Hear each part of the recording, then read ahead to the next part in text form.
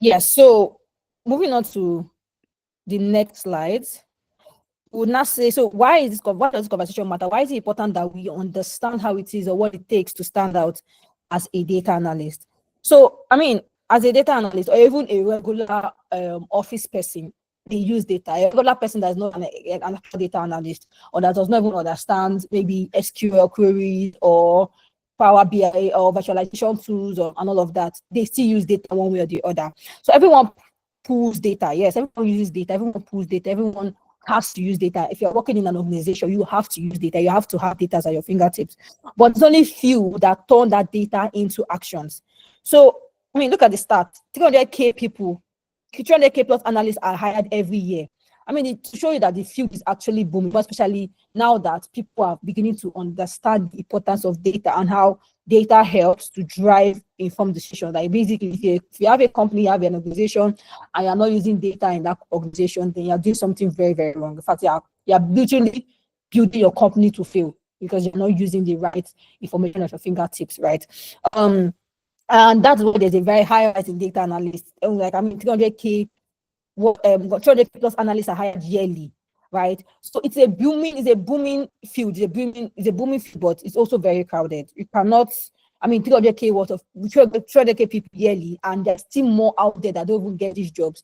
Show you how crowded this space is. So we also have the tools as data analysts. We have tools at our fingertips. We have Power BI, Tableau, Looker. We have SQL itself. We have Excel. We have Python. There are a lot of tools that you can use to analyze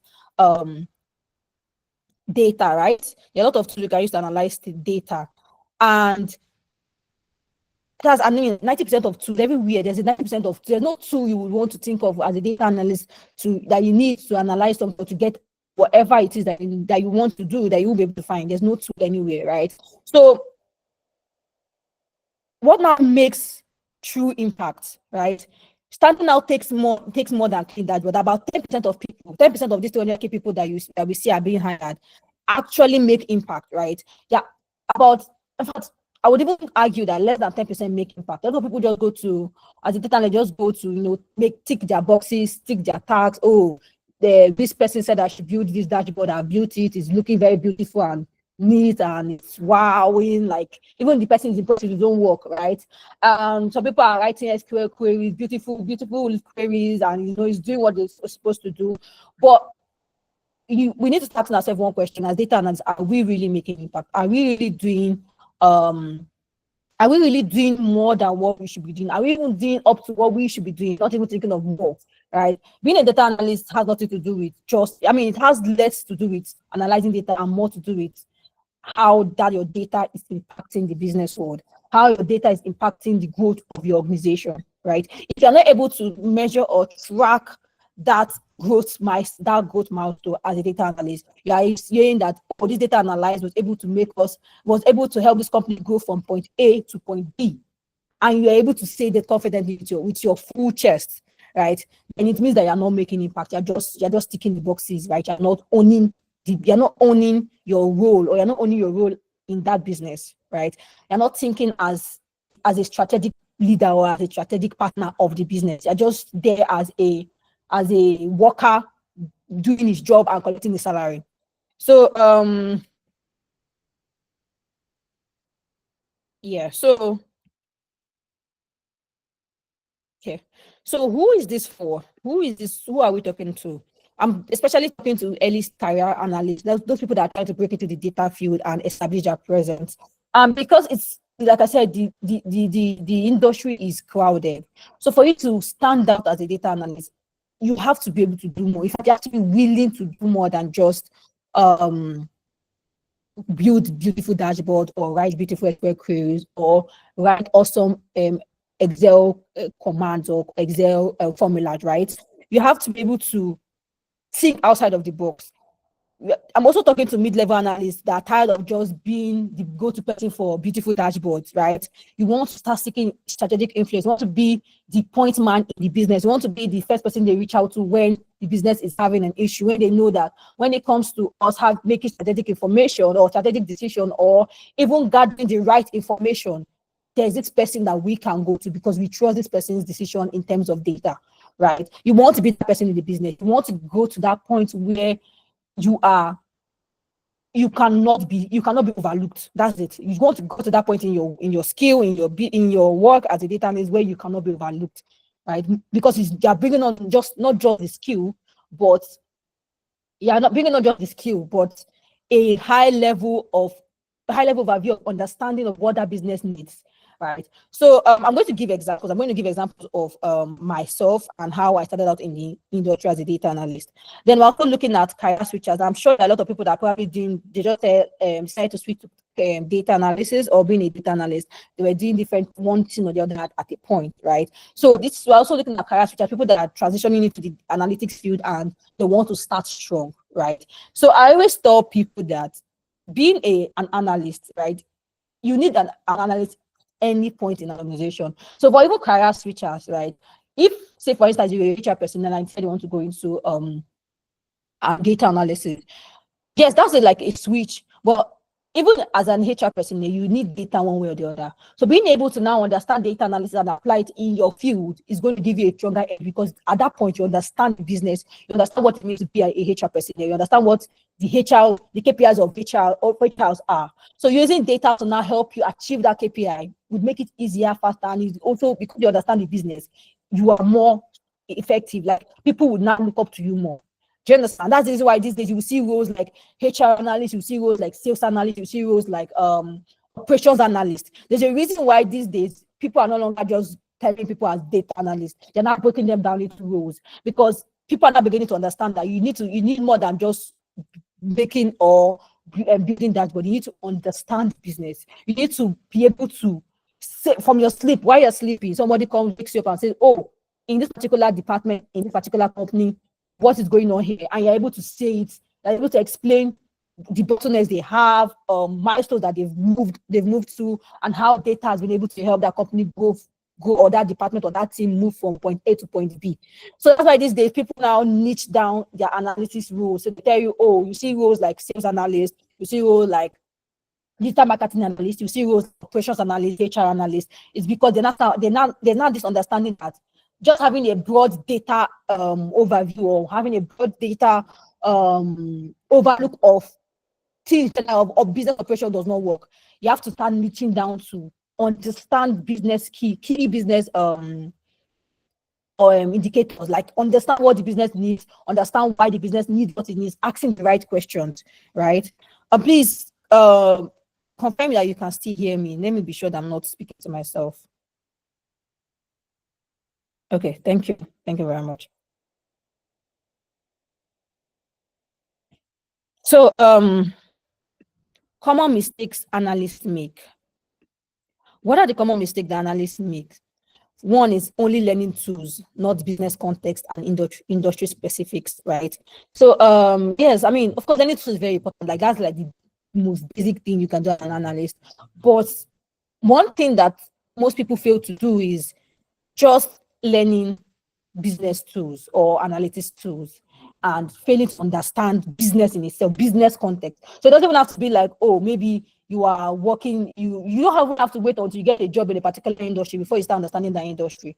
If you're interested in data as an analyst, right, when you're working on projects, you probably find your strengths and weaknesses where you feel like, oh, I prefer to this other aspect. For instance, when I was learning, I realized that I prefer analysis that has to do with finance. So anything that has to do in the financial space, creating a financial model or building a financial predictive model, a financial predictive model, or something like anything that has to do with finance, I loved it. I was interested in it. But then when I have to do I have to analyze the data set in the healthcare space, for instance, I find it boring, right? Not because it's not something that can be analyzed, but because there were a lot of terminologies that I didn't quite catch. So it means that for you to be able to even fully understand that data set, you have to even go and understand those terminologies I had to first go understand those terminologies I was having issues with, so I can fully understand the data sets I was working with, so I know the kind of solution that I was preferring. So another industry I also knew I liked was e-commerce, right? I loved e-commerce data set when I had to go do with logistics, or maybe even operations in general. I also know data sets from that angle. So Now it's not just about now knowing the data set, it's now beyond the data set, beyond what you're even getting, beyond the projects you'll be working on. You need to start learning about the business industry itself, because if you're going to want to, if you realize that, oh, my strong suit is in finance data set, right? You want to target companies that has to do with finance, that you probably maybe be a financial analyst, right? And for you to be a financial analyst, you need to understand the financial industry, right? You need to understand what makes a KPI in the financial industry. What would they say has what would a financial team say would help them move from point 0 to point 1? How would they achieve their goals in the financial team? You need to understand all of these things even before you move into the company, because different companies have different way they do different things. But having that broad overview, that business context itself, right?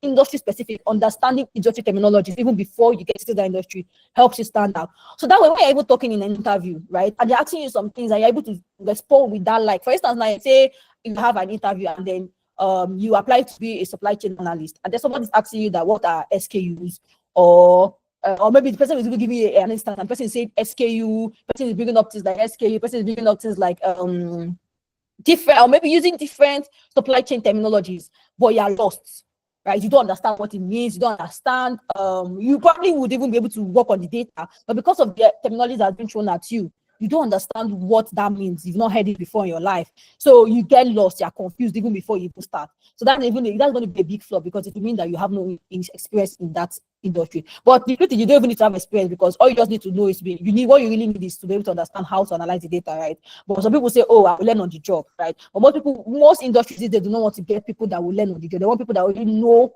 how these things operate or how these things work, so they don't have to start teaching you from scratch.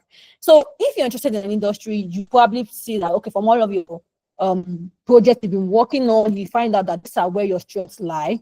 It would do you due diligence to do it. I mean, it would be better to do your due diligence and go beyond just the data set. Understand that industry, understand what that industry requires, understand what the core KPIs in that industry, and how you can help companies move from point 0 to point 1, right, in that industry. So another thing is sending charts without context or actionable recommendation. So most people, they will just drop maybe management reports. You will just see a beautiful dashboard. Dashboard is beautiful, shiny, brand color. I mean, the company's brand color is everywhere, like yellow, green, red. Everything is popping, like very beautiful dashboard, but it's not saying anything, right?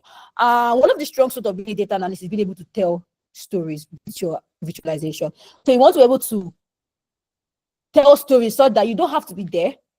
You don't have to be the one who presented the dashboard. You don't even have to be there. People should be able to look at your dashboard and be able to understand what the dashboard is saying, from the data that is on that dashboard, or whatever it is that's been visualized. You want to be able to understand what is being said, right?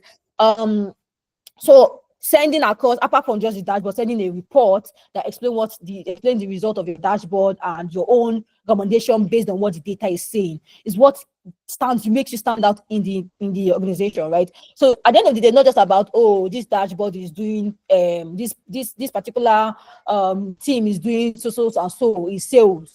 I want to be able to say that, oh, yes, we are doing so and so in sales now, but based off of my analysis, we can do this so and so amount if we increase, or if we increase our retention to so percent. Like being able to like give actionable insight. They're not just dropping dashboard and expecting the management or whoever you're sending the dashboard to just understand it on his own. You are giving recommendations, actionable insight on what the dashboard is saying and how it can help move the business from point 0 to point 1. At the end of the day, we should always have an ownership mindset as a data analyst. Do not think that you are just there to be paid your salary. Of course, you are there to be paid your salary. But what makes you, or what helps you move faster in the field, is having that ownership mindset, being able to own your work, own whatever tax you're giving, and understand that you're not just being given tax, right? You are there to make decisions, right? Your whatever it is that you're doing is very important in the growth of that business. So when you understand that your whatever it is that you do, whatever task you are carrying out is very important in the growth of that business, and you start thinking more as the business owner than as an employee of the business. You're thinking that, oh, this is my business. What would I do with the data if it was my business? And then you respond in that kind. It gives you a lot of credibility. It makes you trusted in the organization, and it also helps you move faster, right, in your role as a data analyst. Another thing is avoiding conversation with non-technical stakeholders, which leads to misinterpretation. That happens a lot in the industry, right? Say for instance, a sales manager comes in and says, "Oh, these are our sales data. I want you to analyze this," and you just pick the data because you know how to write. Because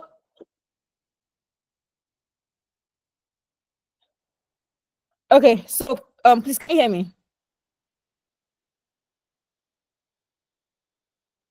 Okay, okay, okay. So because you understand because you understand how to use analytics tools and all of that, you don't ask questions. That's very, very bad. As a data analyst, you always have to ask questions, and asking the right questions is very, very important. So also another thing that another mistake analysts make is waiting for requests instead of proactively spotting opportunities for insight. Say for instance, a customer, maybe you are in a company and the customer success team, or maybe the customer support team, right? They are complaining that there's no sales, or there's even a complaint that there's no sales, right? It's not, you don't have to wait for them to come and tell you to analyze, find out what's going on, right? As a data analyst, your role is to, you've heard that, oh, there's no sales, or maybe the sales of the company for that particular week has dropped to from what it used to really is to something lower. Your job is to go and analyze and find out what is going on, right? You go find out what is going on, check every department that you think might be affecting that particular KPI, and try to figure out why there's a drop in the sales for that particular week.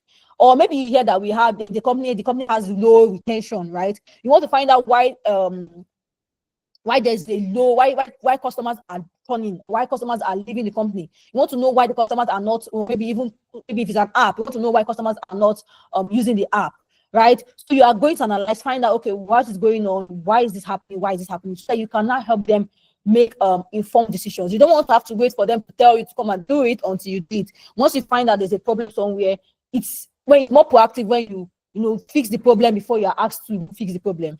So yes, now, what are the things that make you stand out? Yes. First thing is one, clarity. So you're able to explain or tell a story in one sentence, or not, instead of using many words, you're able to explain what is going on in one simple sentence. Not that it's not about speaking the best English or the most using the best terminologies in the industry. No, it's about being able to explain to non-technical people, because at the end of the day, you'll be speaking with non-technical stakeholders, right? It's about being able to explain to these people in simple English, so that they're able to understand and know what to do to fix the problem. Another thing is confidence, right? So you don't want to say, "Oh, I think we should do this." Based on your data, I mean, you have data at your fingertips and you analyze and you're sure of the work you did, you should be able to recommend that, "Oh, based on what this data is saying, I would recommend we do this and do this and do this." You're speaking with confidence. So that way you're not second guessing yourself. As a data analyst, you have to be able to have that confidence that whatever recommendation you're giving out to people, you should be able to take responsibilities for that recommendation. If it goes south, you should be ready to take responsibility for it. And of course, the plan is not for you to go south unless you do not know what you're doing. But if you really know what you're doing, you should be confident in your decision, in your recommendations as a data analyst, such that when the company follows that recommendation, it yields the result that is expected. All right. Another thing is curiosity. You want to be able to ask questions as you're analyzing the data, or you're doing whatever tasks are being assigned to, and you're seeing a difference in trend. You want to be able to ask the right question. Why is this happening here? Why is this happening here? You're reaching out to the right stakeholder, asking the right question, so that they can help you understand data that you are seeing. Because you might be analyzing data and you don't understand what you're analyzing. You're just seeing that, oh, this bar chart is going, there's a trend here, or you're just seeing different things. You're seeing maybe a drop in sales, or you're seeing a drop in retention, or you're seeing a rise in churn, but you don't understand why, you don't understand what is going on. You need to be able to ask the right question, so that you can that will now help you, prefer the right solution to the team or the company in general. So communication, now being able to communicate, that's where data storytelling comes in, like being able to tell a story, right? So I always say that data analyst, for you to be a very good data analyst, you have to be a very good storyteller. And most people that do very well in the field are people that can spin stories, like, tell, not just build beautiful dashboard, but tell beautiful stories with your dashboard.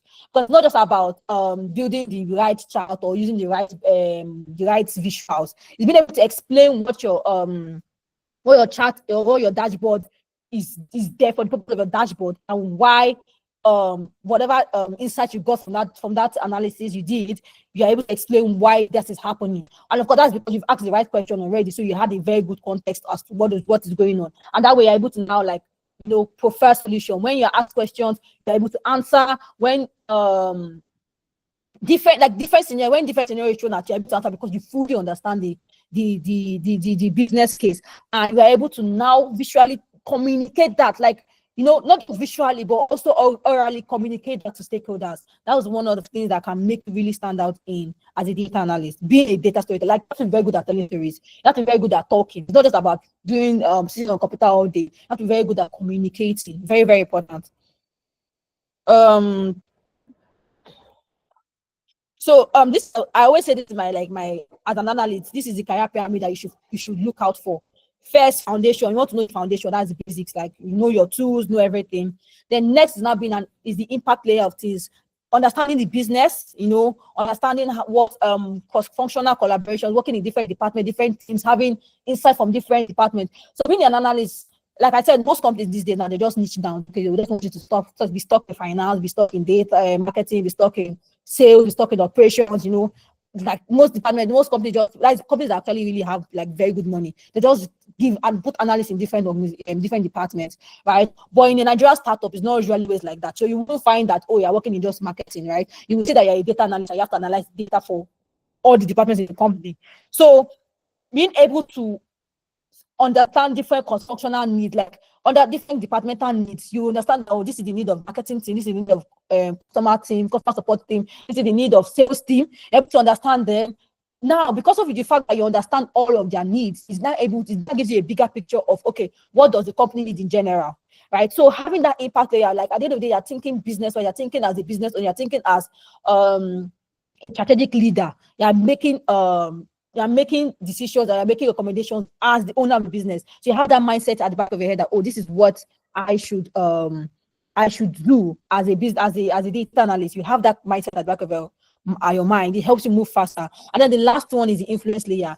At the end of the day, everyone wants to be influential, whatever it is that they're working, whatever it is they're doing, right? And one way you can build influence is, of course, helping with strategic decision making. Imagine that today you help the company make 5 billion. Tomorrow you're helping the company make 10 billion. Next tomorrow help the company make 15 billion.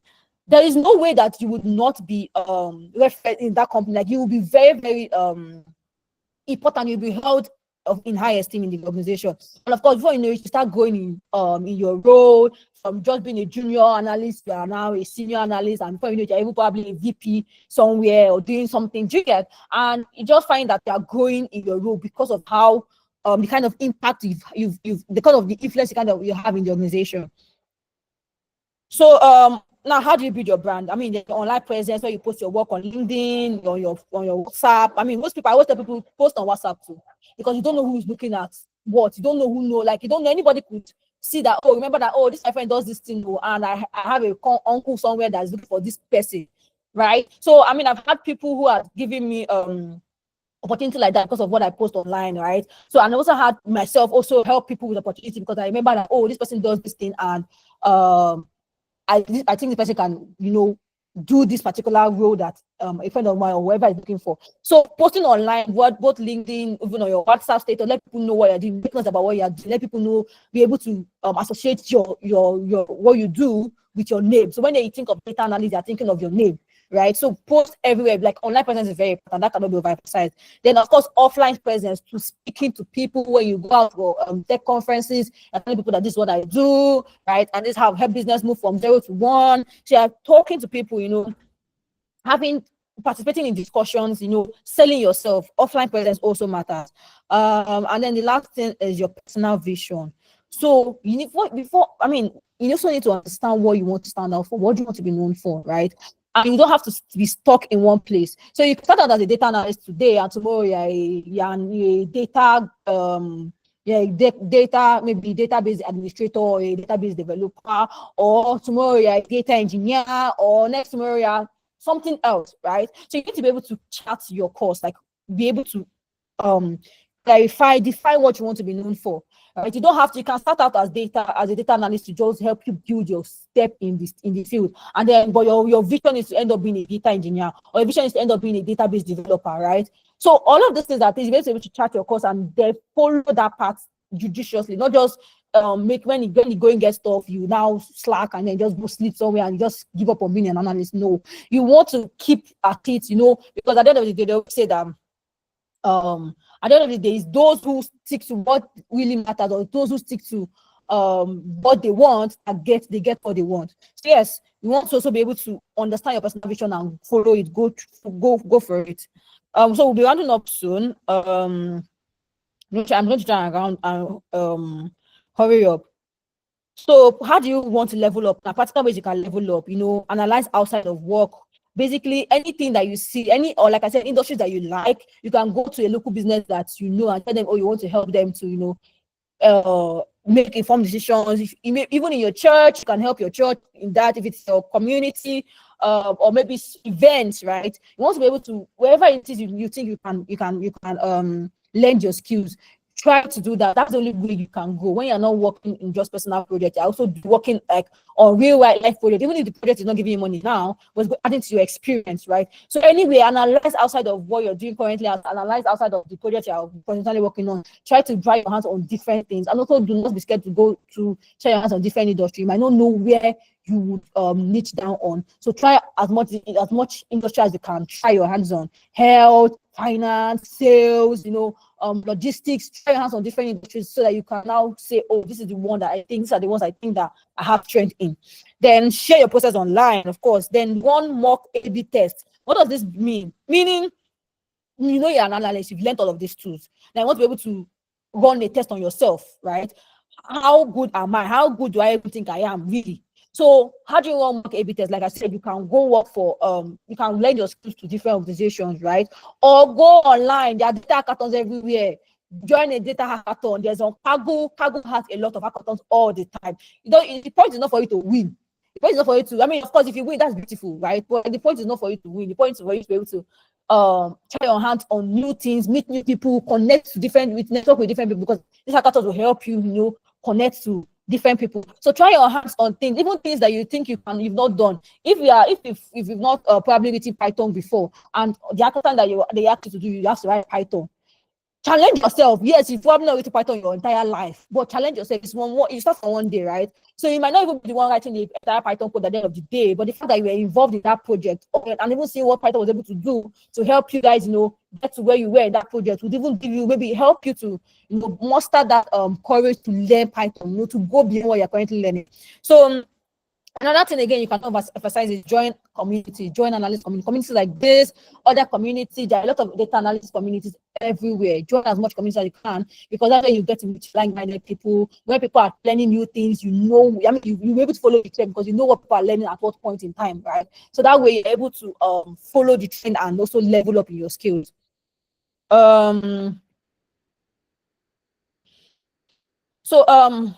What are the habits of analysts who get noticed? They explain what's changed and why it matters. Right? They move beyond just the numbers and they provide meaningful context. I've explained this before, being able to provide context to why you're doing what you're doing, right? They also build relationship with different departments, functional departments. They are building relationship every day, right? So you have to be able to understand different departments and what they need and build relationship with them so that it will help you understand the whole business goal.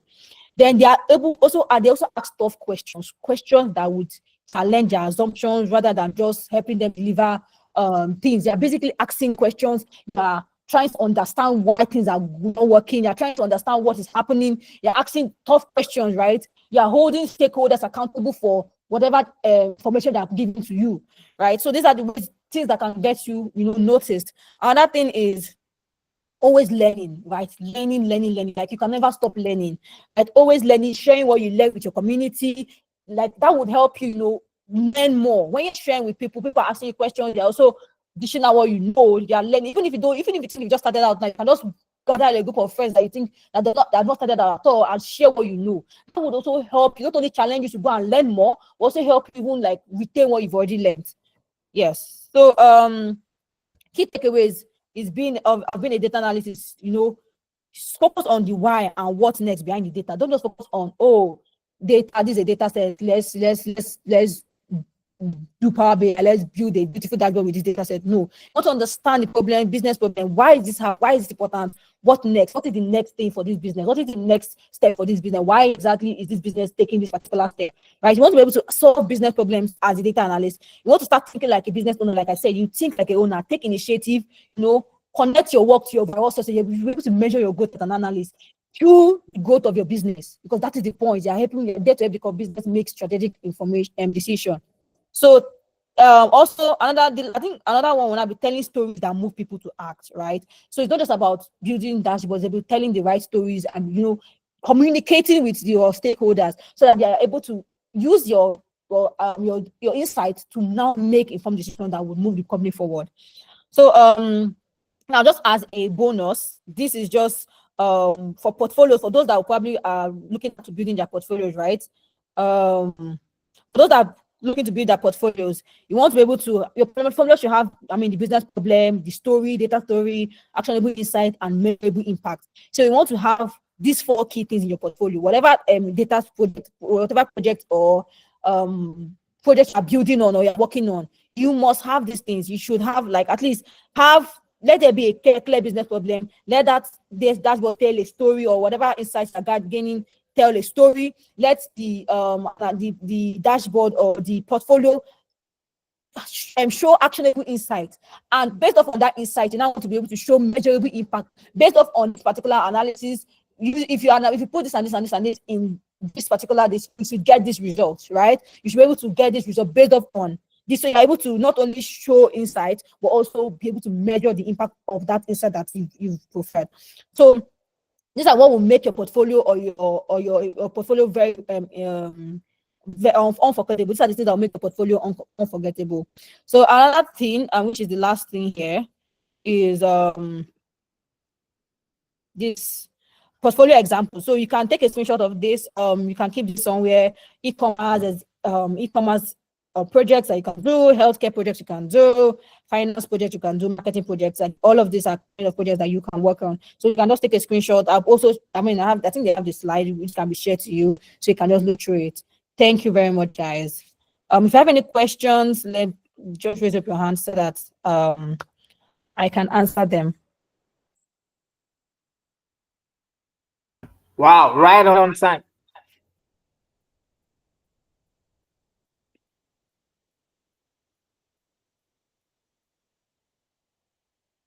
So currently, I hope you can hear me. So we're moving now to our next item. So thank you so much to Miss Doreen John-opara. Yeah, so some of our students, the fellows, will be presenting they'll be presenting their projects now, what they've done. There'll be time for questions. Actually, there'll be time for questions, and I mean, yeah, there'll be enough time for questions for them to ask you. Because you've thrown a lot of stuff to us, and some people are still, still digesting it currently. And so when it start entering into our system to generate questions, we'll definitely start. But you can start putting out your question on the text box if you have already. So now let's go straight to the presentation of each student dashboards. So and there'll be an introduction of the student by the instructor, the one who has been teaching them for more than a month.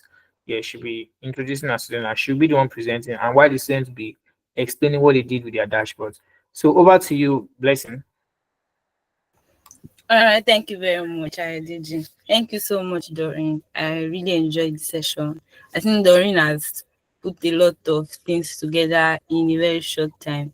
She tried to compress a whole lot. It was like a whole curriculum, and she has tried to put it in a slide. Thank you very much. So we'll be having our students present. We have 5. They went through a thorough process. We started with 100 applicants.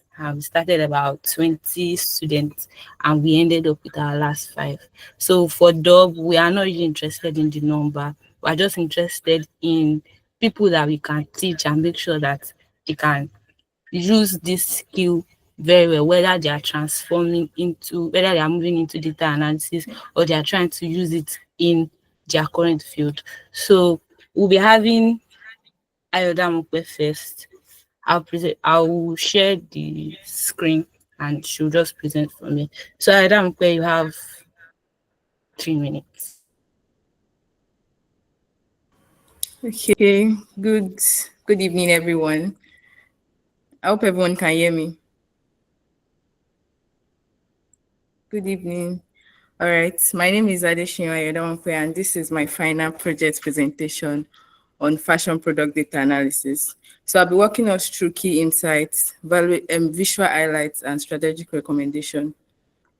This project explored fashion trends in the fashion industry using real-world data set analysis. I focused on identifying consumers' preference across brand size, price, color, and size, and customer rating. One of my key findings was Nike was the most listed and most expensive brand, highlighting strong consumer preference for premium labels. And neutral color like white, as well as larger sizes from large to extra large, were the most purchased. Sweaters received the highest customers rating, indicating both satisfaction and strong product performance. These insights are valuable for driving smarter inventory, curation, and marketing strategies. So this is my dashboard, Excel dashboard, summarizing the key metrics. You will notice visual breakdown by brand frequency, price distribution, size preference, and color trend. I used filter and slicers to make the dashboard interactive, allowing deeper exploration by size, brand, or color. This will help decision makers to quickly identify high-performing segments and outliers. So based on this data, I propose 5 key recommendations. 1, to stock more high-performing brand like Nike to maximize satisfaction and sale. Also, to expand light size and neutral colored options, which showed high purchase rates. Then 3, to promote top-rated products like sweaters through ads and personalization. Then 4, to review or phase out low-rated items to be able to promote brand perception, to protect brand perception. Then lastly, to introduce lower price alternatives to Nike, capturing price-sensitive buyers without losing style appeal. Then in summary, the data confirms that Nike dominates both in price and demand. Customer preference clearly point out to neutral tones, larger sizes, and high-quality sweaters. These findings offer a clear roadmap, which include 1, prioritize high-margin bestsellers, 2, expand inclusive and versatile offerings, then 3, serve both premium and budget-conscious segments. Then lastly, leveraging these insights can drive better merchandising, pricing, and customer satisfaction. Thank you for your time and attention.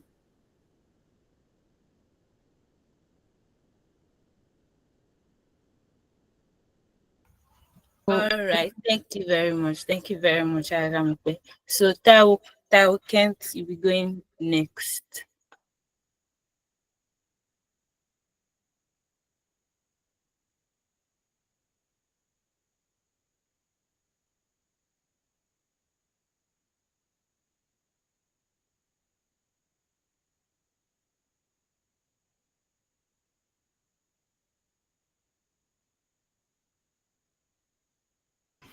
Okay, good evening. Please, can you hear me?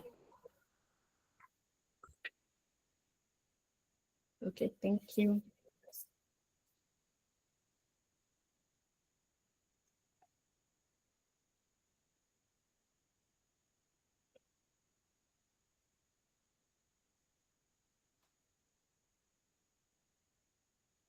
You can start.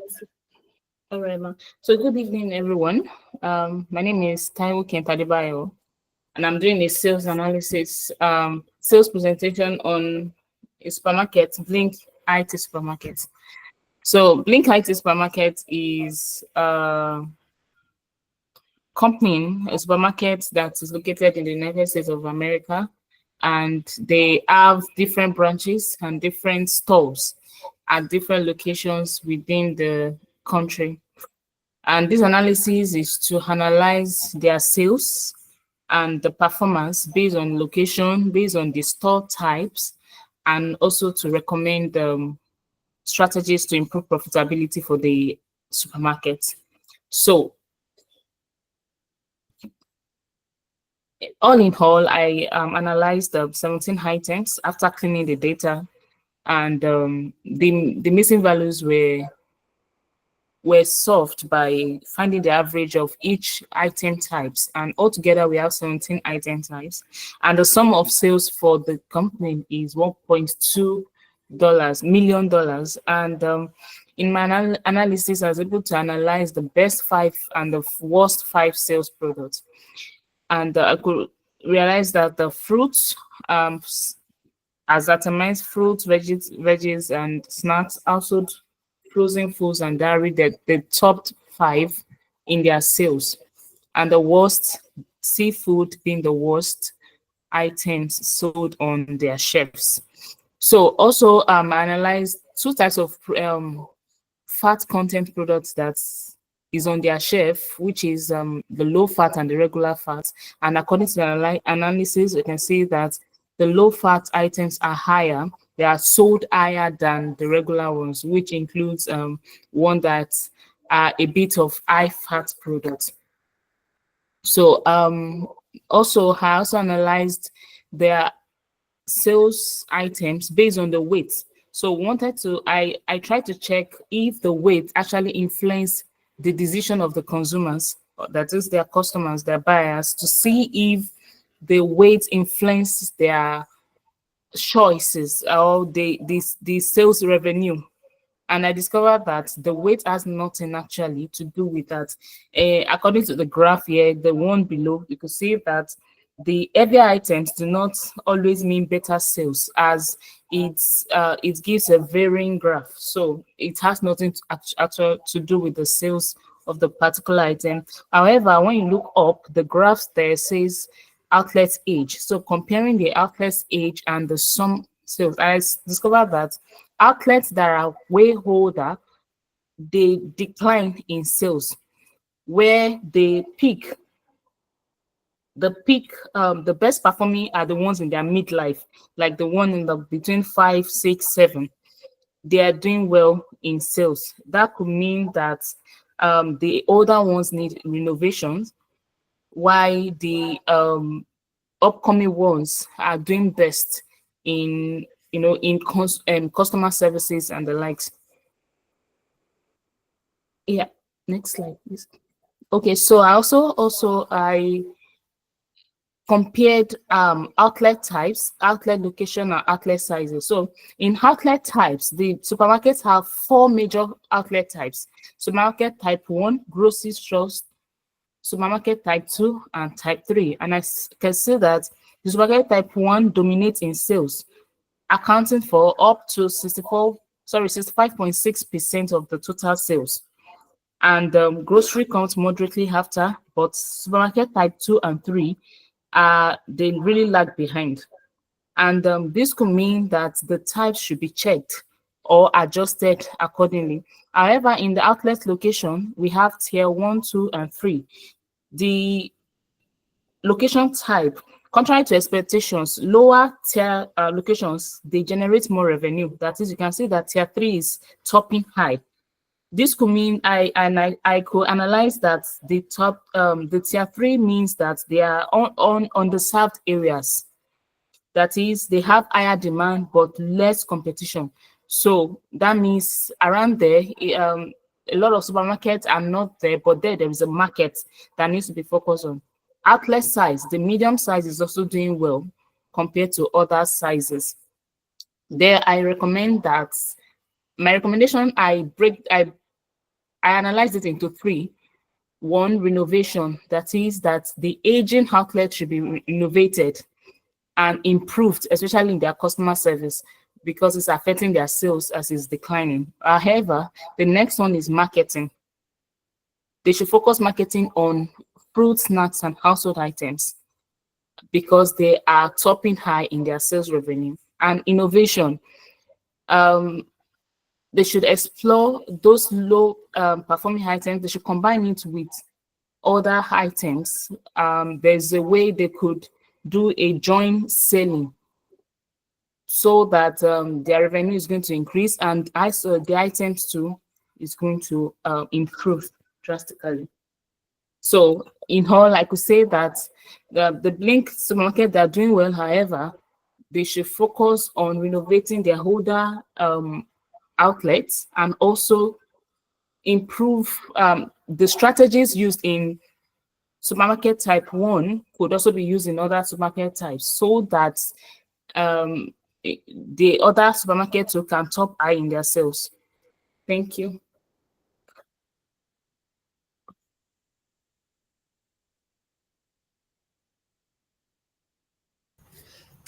Thank you very much, Taiwo. So we'll be having Victor next.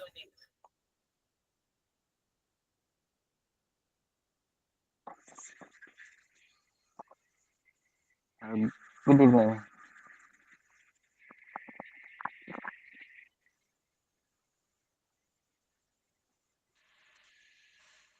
Uh,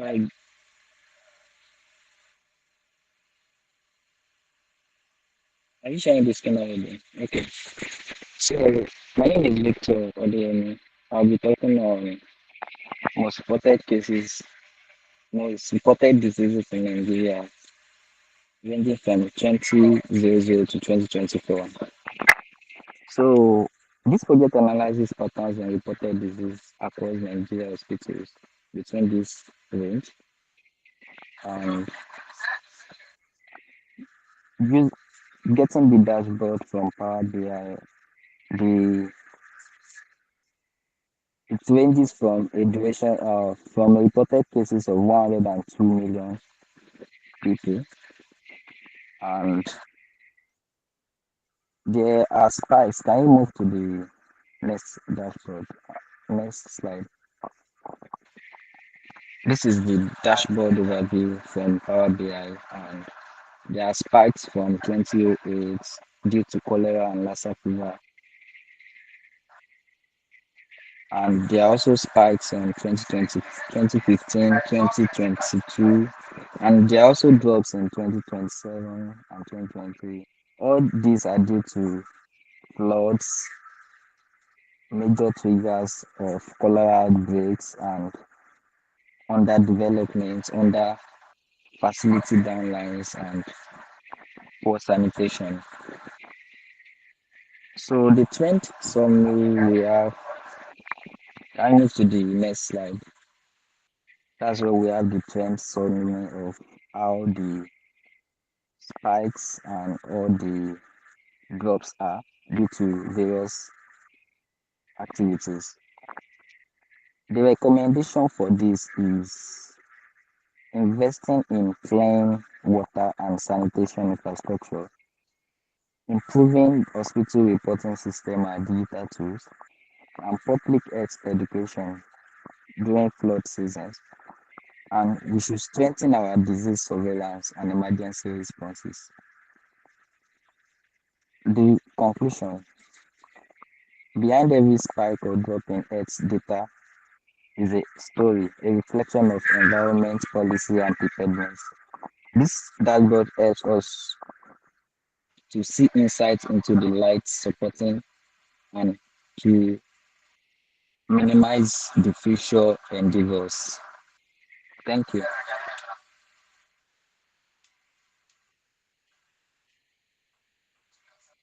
Thank you very much, Victor. Thank you so much. So up next we're having Taiwo Ajayi.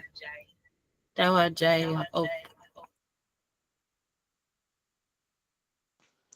Good evening, everybody. My name is Taiwo Ajayi. I'm trying to share my screen now. Don't worry, I have it. Yeah. Oh, okay. Thank you so much, ma. So, good evening, everyone. Once again, my name is Taiwo Ajayi, and I analyze the projects with the title "A Predictive Analysis of Diabetes Risk Factors." So, the executive summary. I analyzed these two large data sets on diabetes that was focused on the relationship between demography, lifestyle, and clinical indicators that influence the risk of developing diabetes.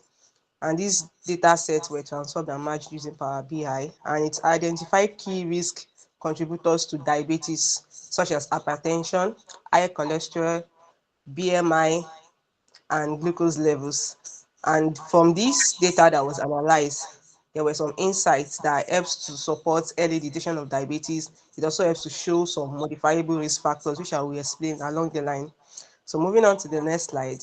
The first slide talked about the demography, the percentage of people with diabetes and the percentage of people without diabetes in this large data set. 51% of people does not have diabetes, while 49% of people in this data set had diabetes. And by gender, the female had more. We have a high percentage of people living with diabetes being female than more of male. Moving on to the next slide, which is the clinical indicators. So in healthcare, there are conditions we call comorbidities. That is, when you have this condition, there is a high chance that you have another condition. So this dashboard presented these conditions that serve as a comorbidity to diabetes. Number one, we have hypertension. A person that is hypertensive has a high chance of having diabetes. And also high cholesterol. A person that has cholesterol, this is a product that is produced by the liver. So a person that has this cholesterol in high quantity in the body has a high chance of having diabetes. And according to this data set, it shows that 16.2 million people that has high cholesterol has a high count of diabetes. And the third one shows the average HbA1c level by diabetes. So this shows this HbA1c level helps to monitor the blood glucose level in the blood of an individual over the course of 3 months. It shows whether the blood glucose level is high or low. But in this data set, it shows that regardless of the individual having diabetes or not, the HbA1c level was normal. And then the average blood glucose level over age. Normally, the blood glucose level, it increases as one ages. And this line chart shows a trend in the increase of the blood glucose level across age. But at the start of life, between at birth, there was a fall in the blood glucose level, which is quite normal because and at birth there is a fall in blood glucose level. And the trend also shows a rise and fall across different age, which can be affected by a lot of reason, maybe physical activities, taking a lot of food high in sugar and all. Going on to the next slide. So this shows the lifestyle risk factors. In healthcare, we call some things causative factor and risk factors. So causative factor are the main cause of something. If you do this thing, this is what will happen. And there are some things that if you do it, it will not directly cause it, but you are putting yourself at risk of having it. So this is a dashboard that presents the lifestyle risk factors of people in this data set. And it showed that for people that cholesterol check versus diabetes, for people that I mentioned something earlier in the last slide, that people that have high cholesterol, they are at risk of having diabetes. Like it's like a comorbidity. Once you have high cholesterol, there is a high chance that you have diabetes. So it shows that people that are checking their cholesterol level frequently here in this data set, it shows that as people are checking their cholesterol level, there's a decline in the number of people living with diabetes. This is what this cholesterol versus diabetes chart is showing. And this also shows that this lifestyle risk factor, smoking is also a risk factor. It is not a direct causative factor. It's a risk factor that a smoker would have diabetes. So according to this chart, it's showing that it shows that people that are currently smoking, they have an increased blood glucose level than those that have less smoking, and than those that have never smoked before. So people that are smoking are at a high risk of having diabetes. So moving on to the next slide. So what are the recommendations that I was able to offer from this data set? Number one, regular blood glucose check, because this is one of the important things that should be encouraged for individuals, that everybody generally should regularly check their blood glucose, and especially for those people that are at risk, people that have hypertension, that have high cholesterol and high BMI, that are at risk. They should check their blood glucose level regularly. Number two, lifestyle modification. People should practice good lifestyle choices such as healthy diet, physical activity, and smoking cessation. Number three, early diagnosis, monitoring the blood glucose level, BMI level, to know whether we are underweight, within weight, because people that have high BMI, that are obese, have a higher risk of having diabetes, and people that they have high HbA1c levels over time also have a higher risk of having diabetes. And number four, public health education. Public health campaigns can be carried out to educate people, because people do not really know much about these things, and it is like I would say in healthcare, prevention is better than cure. What you can prevent by modifying your lifestyle, it will be better for you to prevent it, rather than having it and start looking for the cure. Thank you so much. So in conclusion, the analysis show key predictors and risk factors of diabetes, and these findings support the role of lifestyle and cardiovascular health in diabetes prevention. And the insight from this can help to support awareness campaign and medical interventions to combat diabetes. Thank you so much, everybody. All right, thank you very much. So to our last speaker, we have John Kent.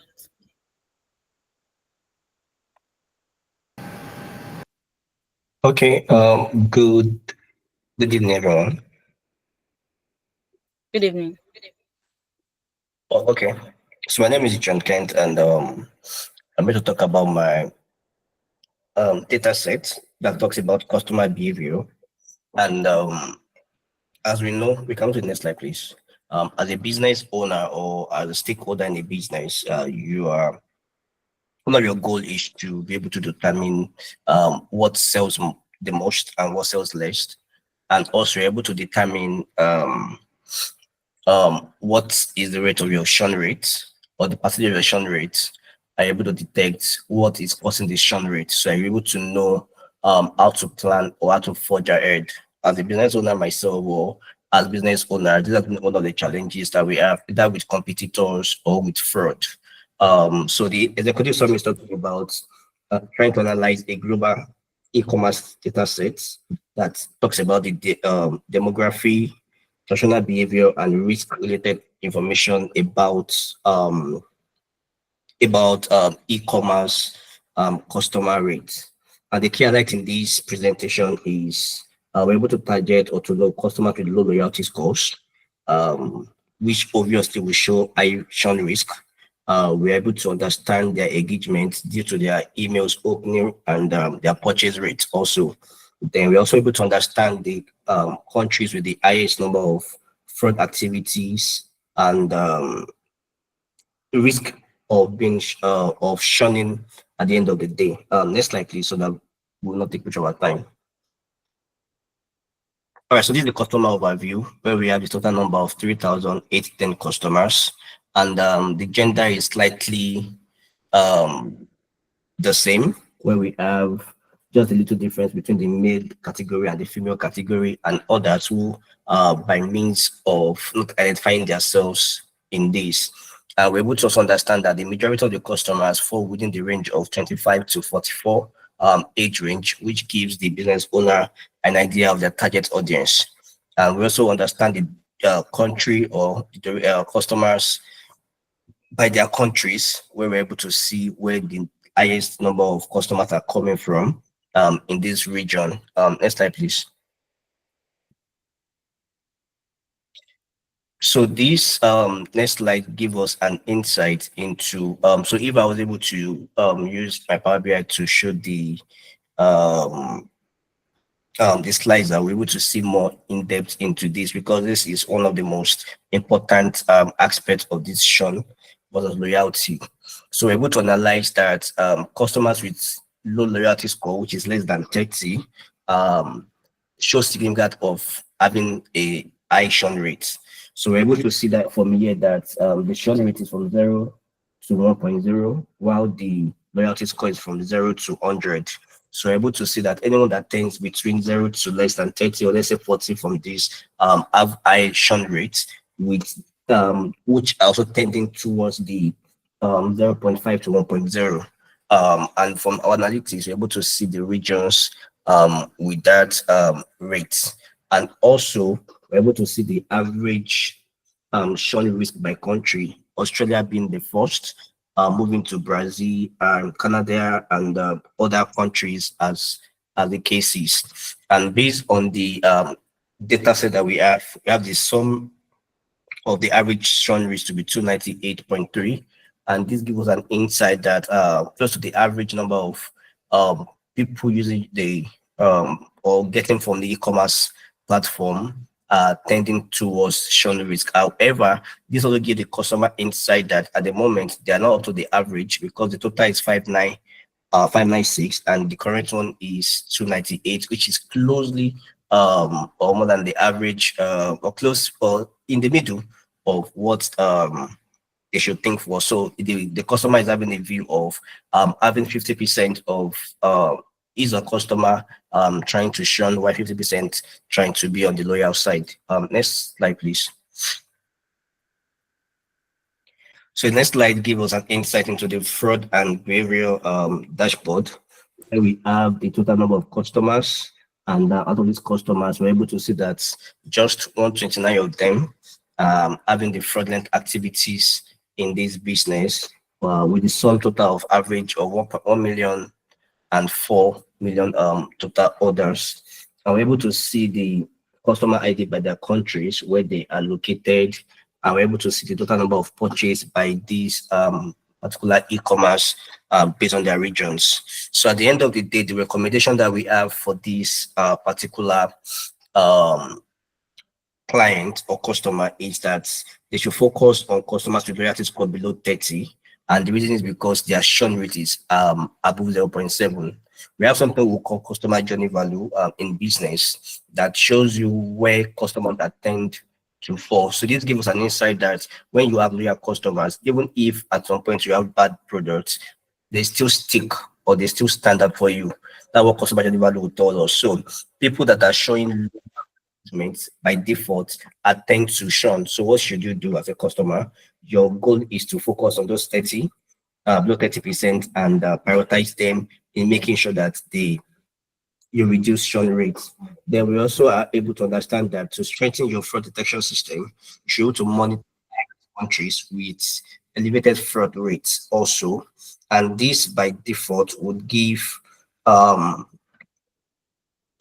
business owner the right engagement to want to tackle fraud detection and also to be able to apply loyalty program into their business. Thank you so much.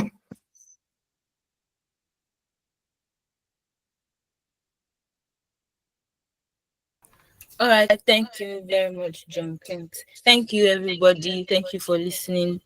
We'll be continuing now. The idea of them presenting was just to make us see what we have done over the past 1 month and a half, and just to be able to tell others if you are interested in learning with us. We don't sell perfection. Almost everyone we had in this cohort were from zero, and we were able to bring them to where they are now. So we'll be moving on with Samuel Ajayi-Waldorf, if he's here with us. Please let's give him a round of applause as he takes the mic.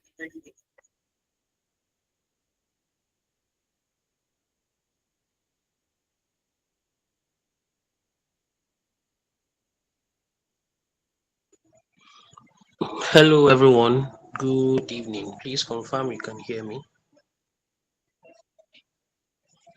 Awesome, awesome. It's been a wonderful evening so far, and congratulations to everybody who has made it to this final stage of presentation. And I also want to say thank you so much to the organizers, to Blessing, to Ayodamope. Thank you for putting this together. It's been quite impactful. And to my first speaker, Ms. Doreen, thank you for a wonderful presentation. I actually learned quite a number of things, even though I'm not really into the data space. Of course, I use data, but not really like a specialist in that direction. So thank you so much. All right, so without taking more time, I'm going to try to wrap this up in 20 minutes. Yes, 20 minutes, so that we can get back to other things. So I'm to talk about how to write a compelling CV. Yes, how to present yourself on paper in a way that makes anybody reading that paper or that document to say, okay, this is the person we need for this particular assignment. This is the person we need for this particular job. Let's bring him in. Let's bring her in. So, and in this age and time, what people who look out to recruit persons for a particular task or for a particular assignment, one of the documents they consider is your CV or your resume. Actually, there's a difference between a CV and a resume. So, um, your CV is as important as your portfolio. Yes, for us in the data analytics space, you need to have a portfolio. So, Doreen talked about a portfolio. So you may want to start building a portfolio even from now. The projects you have presented can also be a part of your portfolio. Now, aside that, your CV or your resume is very, very, very important. Your CV or your resume is basically how you present yourself on paper to anybody in the world that is looking to bring in somebody for that particular assignment or that particular role. So, like I mentioned earlier, um, a CV and a resume, they're quite different, even though people in Nigeria and even outside Nigeria they use it interchangeably, but they're quite different. Yes, the difference is not really much, but they're quite different. A CV is the acronym for two words, curriculum vitae. Yes, and it's actually a Latin word that means course of life. So when you pick up a document that is said to be a CV, what the person is expecting to find in that document is to see an overview of of where you are coming from, where you are at the moment, and where you are going in terms of your professional career, in terms of your skill set, in terms of your educational background. That's what a CV is meant to do. But for a resume is a French word. It's a French word that means summary. For a resume, the focus is that you are meant to give a summary of your career background, your professional experiences, the projects you have done. So it's meant to be a summary. That's why a resume is not more than 2 pages. It's not more than 2 pages. The minimum is 1 page, the maximum is 2 pages. But for a CV, a curriculum vitae, the maximum is 3 pages, the minimum is 2 pages. Yes. So I have a slide though for the class, but I don't want to take too much time. So that's why I'm not sharing my screen. I hope that's fine. Yes, that's fine, sir. Okay, awesome. Yes. So a curriculum vitae is meant to give a comprehensive overview of where you are coming from, where you are at the moment, and where you are going. So the number of pages, the maximum is 3 pages, the minimum is 1 or 2 pages, depending on the years of experience that you have, the number of projects you have worked on, the achievements that you have in your professional career. So as somebody who wants to maybe who's going into the data analytics space, or you have been there and you want to have opportunities to work on projects. As important as your portfolio is, you must also learn the art and science of putting your experiences, putting your qualifications in written format. In this case, a resume or a CV. So another difference between a resume and a CV is what you use them for. So a resume, you use a resume for job applications in the private sector, in the public sector, in non-profit organizations. Basically, that's why you use a resume. So most job applications that you see and they say send your CV, what they are actually referring to is that you send your resume. Even recruiters mix it up actually. So but for a CV now, a curriculum vitae, what it is mostly used for is for applications or opportunities in the academic environment. For example, a lecturing position, a teaching position, maybe you're applying for a scholarship. You send a CV to that kind of application, or maybe you're applying for a grant. Grant is free money. Yes, free money that funders give you to carry out a project or to scale your business. So um, that's grant for you. So you send a CV for a grant application, or you're applying to fellowships. Fellowship in this context now does not mean like a spiritual gathering. No, fellowship is like a group of people that are coming together to achieve a particular goal, that have the same belief system, are guided by a tenet of beliefs and a way of doing things. For example, the Mandela Washington Fellowship, the Yali Fellowship, the Gov AI Fellowship, many other fellowships like that. So you send a CV to those kind of applications. That's another difference. And that difference I've mentioned earlier is the number of pages. A resume is maximum of 2 page. A CV is maximum of 3 pages. So now, as somebody who wants to stand out in um as a professional in the data space, your CV must be very, very compelling. Yes, you must be able to write your CV, use your CV or your resume. I'm using it interchangeably now, but just understand that I'm referring to resume.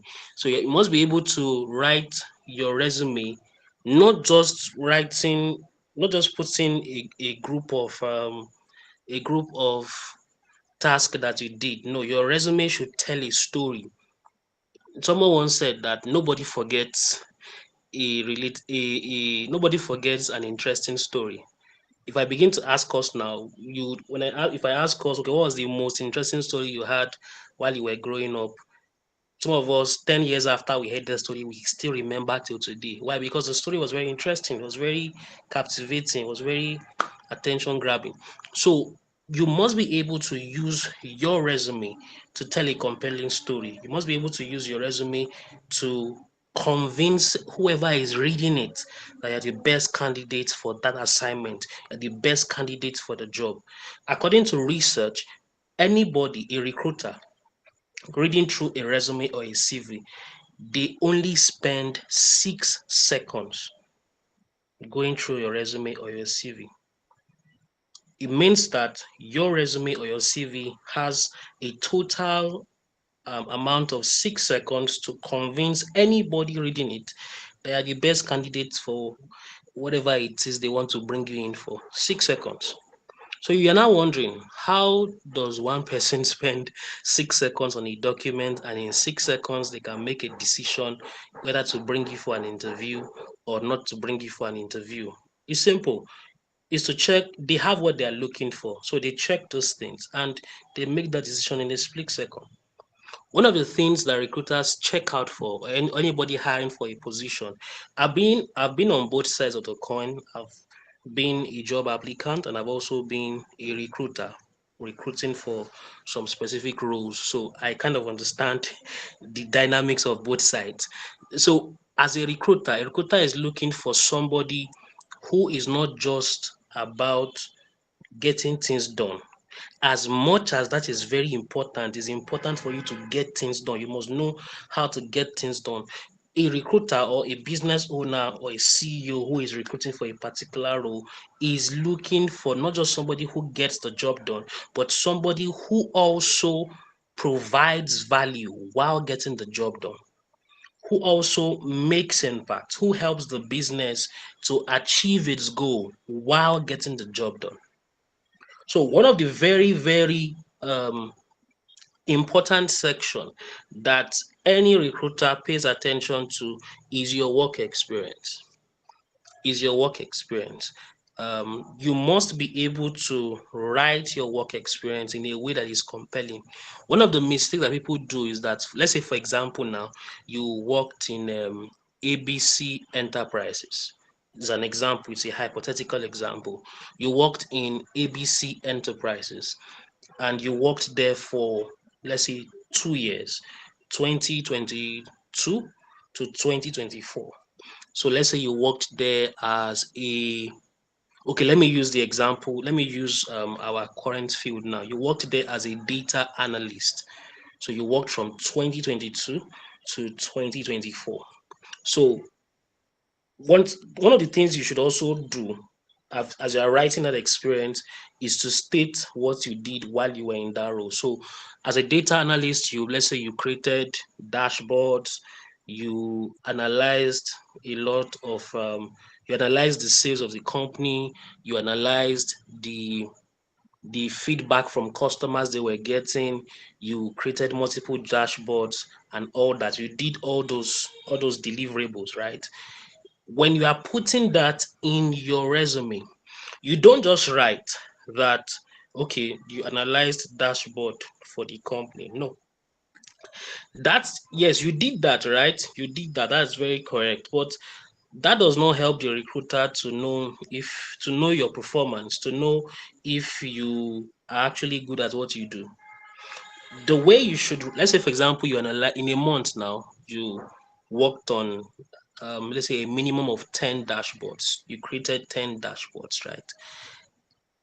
Creating that dashboard, what was the impact of creating that dashboard? What was the impact creating that dashboard had on the business? What was the effect? Okay, you created the dashboard, you analyzed the customer's feedback. What did you discover?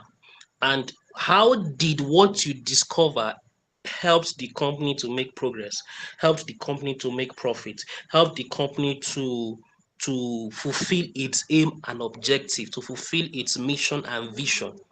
Those are the things that recruiters are looking for when they read your work experience. So let's say, for example, you worked on 10 dashboards, right? You should write it there, okay, worked on 10 dashboards, comma. As a result of you working on that 10 dashboard, you made a recommendation. Now, just like we did today now, we presented our analysis on different projects we worked on, and at the end, you made a recommendation. Awesome. What was the impact of that recommendation? Was the impact that, okay, the business grew from 20% sales to 50% sales? Maybe they were making ₦500,000 in sales per month.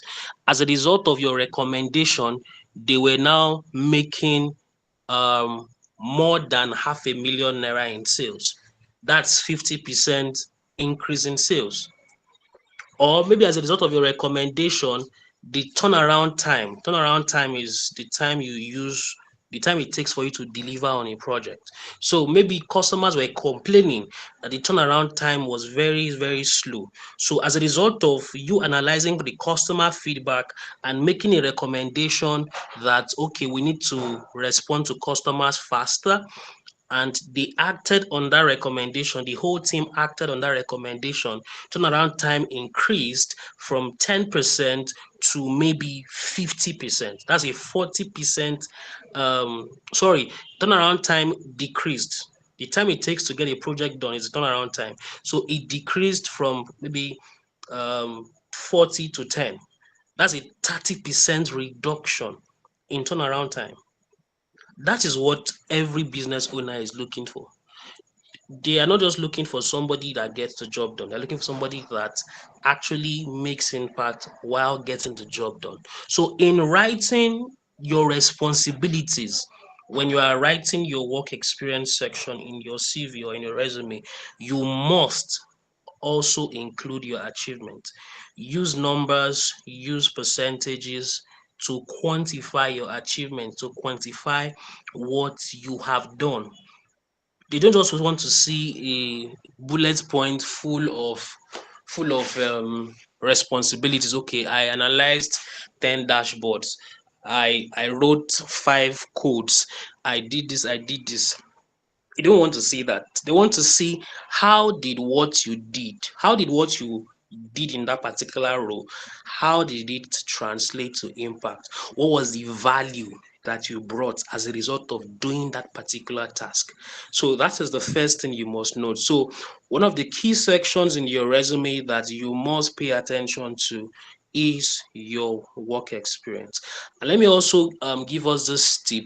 I've seen resumes where the owner of the resume uses words like first person pronoun, words like I, she, him, they, my, mine. All those things are not needed in your resume. You should not actually use first person pronoun and third person pronoun all throughout that document. It's a professional document. Yes, it's as important as the certificate you got in school and even the certificate you'll be getting from this training. So you don't use first person pronoun, you don't use third person pronoun. Yes, that's another tip. Another tip is for us now, for some of us who maybe are moving into data analytics. I'm using data analytics as an example because it relates more to us. You are switching roles. Maybe you're moving from teaching to data analytics. You're moving from non-tech to tech. You may not have a lot of experience in that part. Let's say, for example, you are moving from being a teacher, you have taught maybe for like 5 or 6 years, and you want to switch careers. You are switching into data analytics, you are switching into software development, you are switching into maybe product management, you are switching into maybe no code development. These are roles that you don't have experience in directly. But what you can do is to highlight your transferable skills. Transferable skills are skills that can be used in more than one role. An example is communication. Communication is a transferable skill. Another example is customer relation or client management, stakeholder management. These are skills that you can use in more than one role. In fact, it cuts across a lot of roles, interpersonal skills. So when you see that I'm applying for a particular job and I don't have a direct experience in that role, what you do is to use what you have already to get what you want.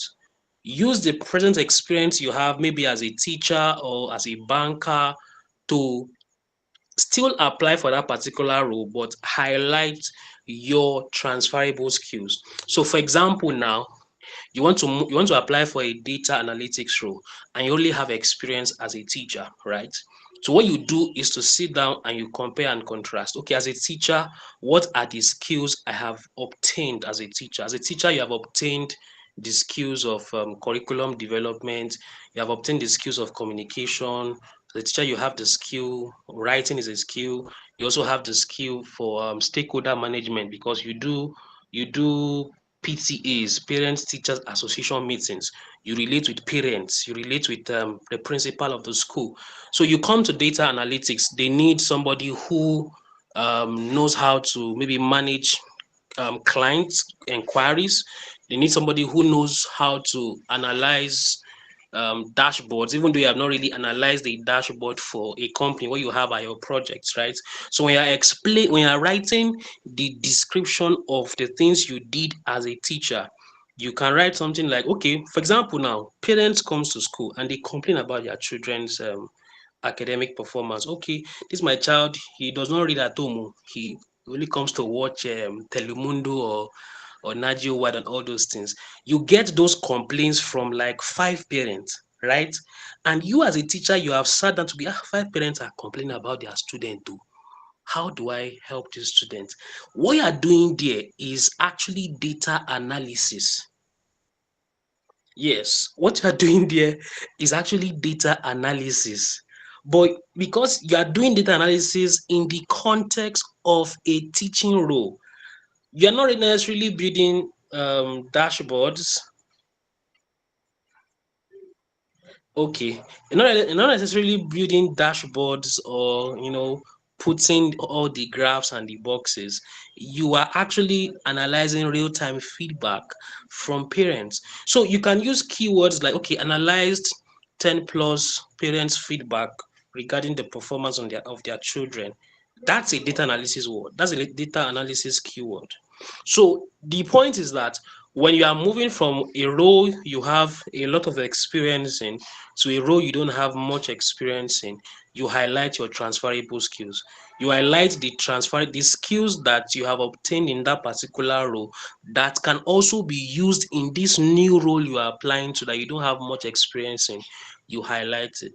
So that's for it. Another section to pay attention to is your skills section. We don't have all the time. We are pressed for time because it's actually a robust explanation on all this. I'm just trying to touch on it one after the other. I'll be wrapping up very soon.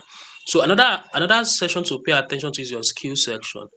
When you're writing the skills that you have, you should categorize them into three categories of skills.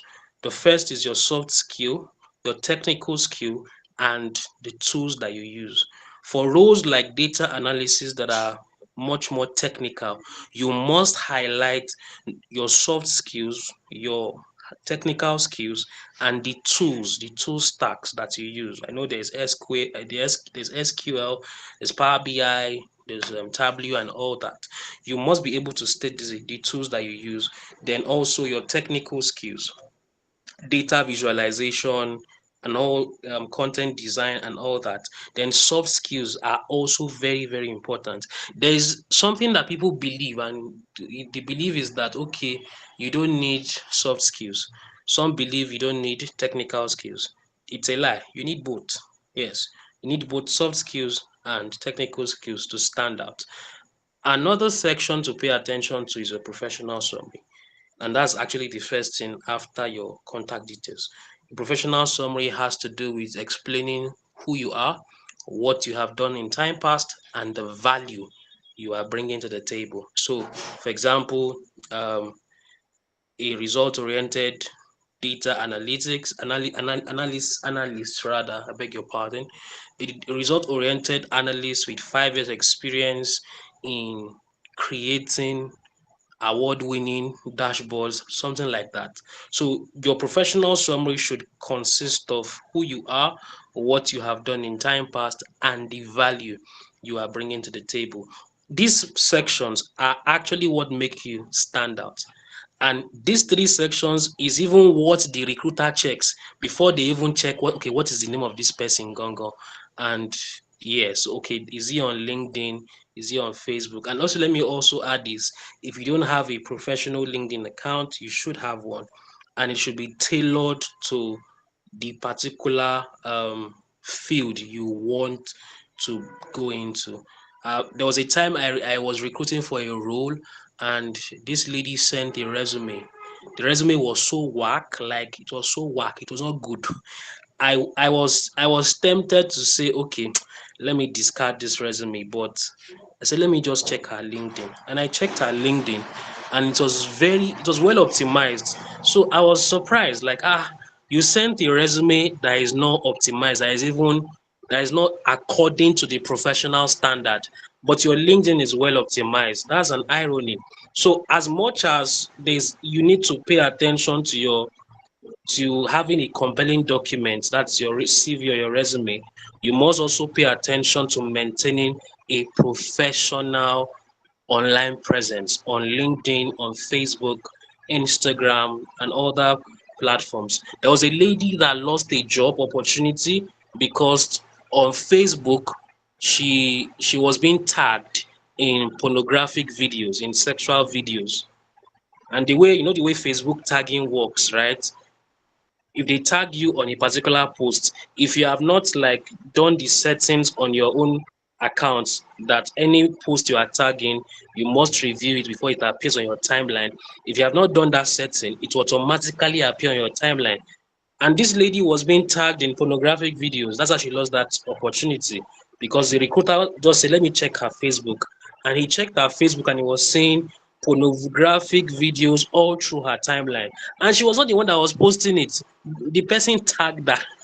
So you must be very, very conscious, very, very intentional about your online presence. Is very, very important. So my time is up. Like I said, it's a robust discussion that I will not be able to finish in the time that we have. But I believe you got value, you learned one or two things. Thank you so much for listening. Thank you so much, Mr. Samuel Ajayi. Well, I didn't believe I was going to give us so much, because people would usually pay for his sessions, so, or pay for his services. But I brought him here to help, and he has given us so much. I hope that we've been able to learn a lot. I hope we're going to learn a lot. So we'll quickly be going into questions and answers. We know that time is fast spent, but if you have any question you want them to quickly attend to, whether Doreen or Samuel, anyone that you want them to quickly attend to, we just have like 5 minutes to take questions.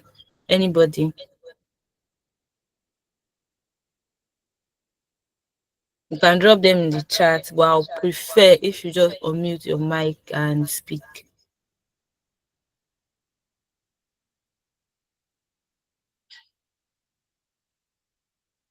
All right, so while we wait for questions, I'll just quickly talk about DAP and our next court. So, like I said earlier, and I did mention also that our goal is to teach people and welcome the online and people having to watch videos, struggling to learn concepts and all of that. And I think that mostly Adeji is like a product of having to learn online, and you had issues around that. I think I had my own share of it also. So we just want to come and teach people and give them the best that we can. So our next cohort, by God's grace, is going to be in drum roll. Is anybody drum roll? In September. All right. So the dates will be communicated to anyone. So if you have anyone that's going to be interested, or you are going to be interested, you just reach out to us. We'll be dropping the testimonies of our students, the ones that presented today, very soon. You can follow us on LinkedIn at Dub. You'll see us there. Follow us on LinkedIn, and you can just wait when we post and how you can register and all of that. And we will also bring amazing sessions like this to us, general people. So I think that there's no question, since I've not seen anybody raise up their hands. So, but if you still have questions after, you can drop them. I don't know how you reach us, but you can follow us on LinkedIn and drop your questions and we'll reply, we'll answer you. All right, so thank you very much, Doreen. Thank you very much, Samuel. We really, really appreciate it. I didn't know that you guys were going to give us so much. We just thought that it was just a skim through, and that's why we gave you so little time. So maybe next time, I guess, if you guys agree to come up to speak to us again, we'll give you a long time, ample time for you guys to speak to us. So I hand over to Ayodamope so you can round off us. Thank you.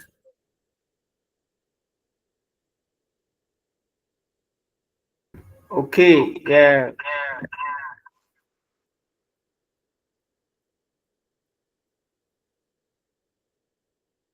Thank you all for joining. Yeah, thank you for staying up to this moment, and thank you to Miss Doreen John-opara. Thank you to Samuel Ajayi-Waldorf. You can follow both of them on LinkedIn. Like, yeah, you please do have to follow them on LinkedIn. Like, you would definitely get amazing stuff from them. And yeah, you could reach out to them. You could reach out to Samuel Ajayi-Waldorf for your resume. I mean, you're gonna pay anyways, except if he's running a free resume stuff. Yeah.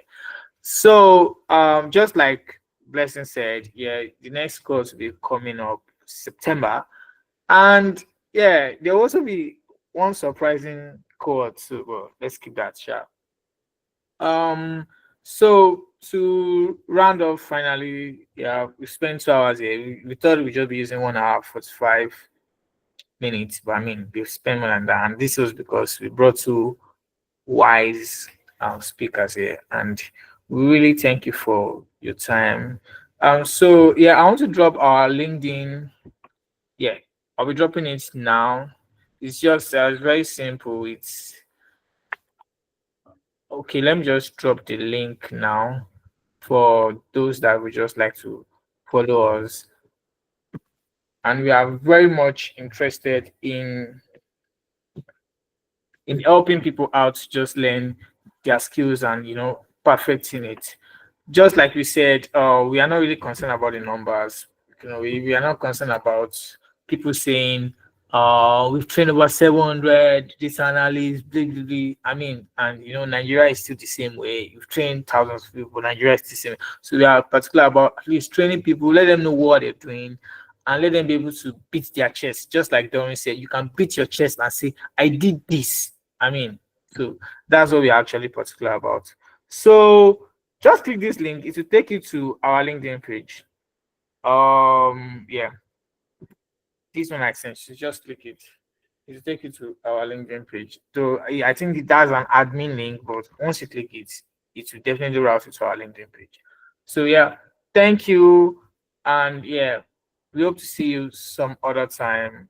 Thank you for being around. Thank you to all the Dub students. Thank you for staying through from June up to this moment. Really appreciate it. Thank you to Samuel Ajayi-Waldorf. Thank you to Doreen John-opara. Thank you for being available to lecture us. And thank you to everyone who are not currently in Dub, but just came to gain, knowledge from. Really appreciate. So see you some other time. See ya. Bye bye. Bye. Bye. Bye.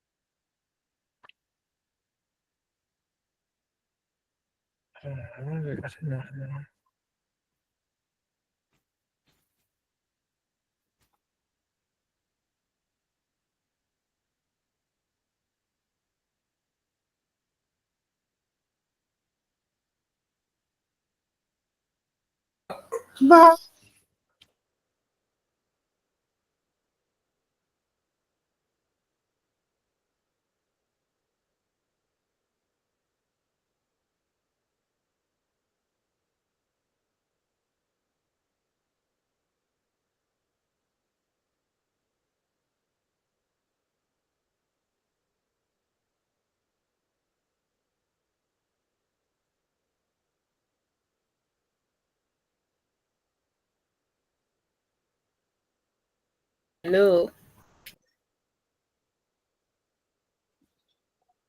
Hello. Hello, baby girl. Have fun now. When stop recording. Ah.